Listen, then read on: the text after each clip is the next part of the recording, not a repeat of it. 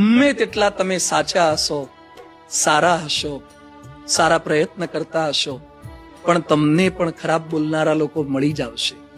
પ્રયત્ન કરવા છતાં પણ નિષ્ફળતા મળશે, ટીકા થશે, નાસીપાસ થઈ જવાશે, નિરુત્સાહ થઈ જવાશે, ડિપ્રેશન આવશે, ફ્રસ્ટ્રેશન આવશે, સુસાઇડ કમિટ કરવાના વિચારો આવી જશે.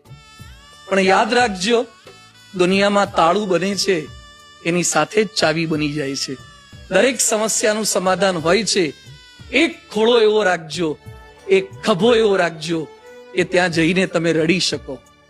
એક હાથ એવો રાખજો જે તમને પકડીને આશ્વાસન આપી શકે. બે કાન એવા રાખજો જ્યાં તમે તમારા દુઃખની વાતો કરી શકો. તો આવનારા કોઈ પણ વિઘ્નોમાં તમે ક્યારે વિચલિત નહીં થાવ.